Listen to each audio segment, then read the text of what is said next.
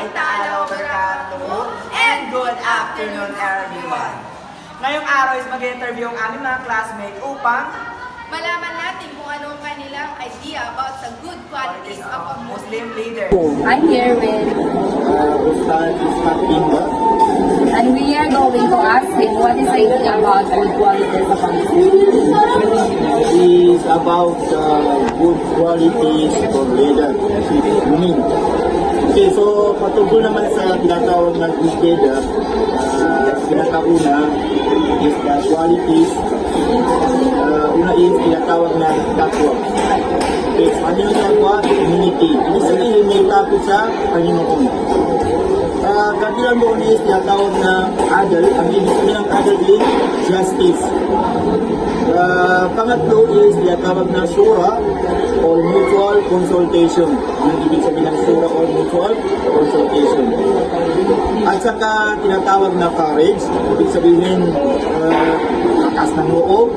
And brave. Ibig sabihin matapang. So yun ang mga kabilang sa mga qualities for leadership in the Muslim. Okay, so ano pa? I'm here with Ma'am S and we are going to ask her what is idea about good qualities of a Muslim leader. Okay. For me, a good quality of a Muslim leader is first, taqwa. What is taqwa? Taqwa is ang takot at pagmamahal sa Allah. Okay. Second, kailangan meron siyang pagpapakumbaba at pag-uunawa sa kanyang nasasakupan. And then, lastly, integrity and humility. So, dapat marunong din siyang tumulong sa kanyang nasasakupan. Ganoon ang good quality of a Muslim leader. Thank you. Okay, bye. I'm here with Amir Narshilea from 9SSC. and we're going to ask her what is idea about good qualities of a Muslim leader. In my humble opinion, I think the good qualities of a Muslim leader is abiding by the Quran and following the actions of our Prophet Muhammad sallallahu alaihi wasallam, because it is considered sunnah and not like privilege for us. And another quality is that we should have if we are a Muslim leader is that we care for our people and we are not tyrannical, we are not oppressive towards our members, and we would rather sacrifice ourselves than abide by the wrongdoings of our people. We have many qualities as leaders in Islam. As far as the leaders and scholars comprise, we should know the good qualities of being a Muslim. So, first of all, there's a lot of qualities of being a Muslim. So, we start by being kind to others, respecting others, and being faithful to everyone, not only to the your friends, but also not only to your family, but not some friends. All the people, provided you will allow, we have to respect and forgive each other. So I think na as qualities of Islam, ang dapat natin gawain is following the rules of Islam and the Quran.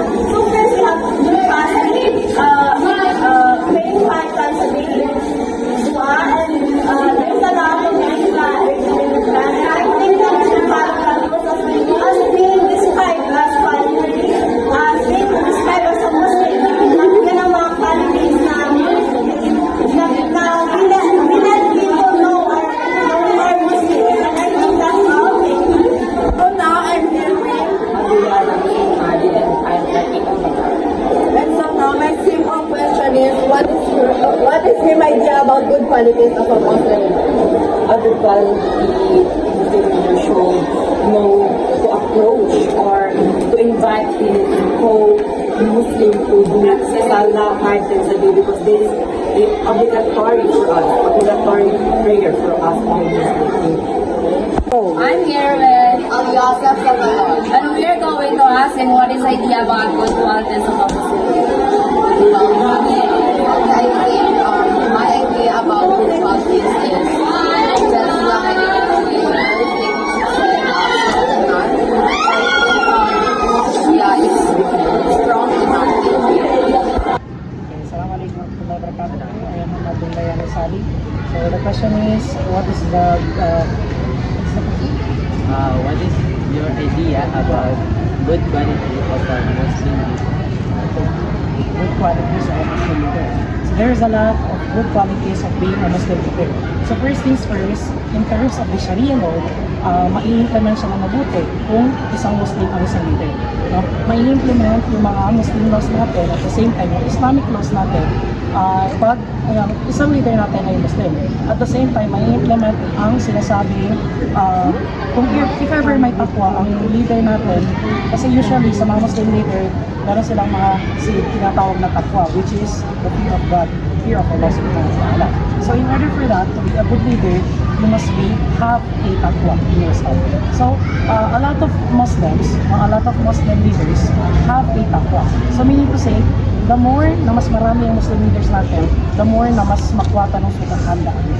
No? So, there is a lot of good things. Hindi siya ma-explain in one thing, hindi siya ma-explain in one way.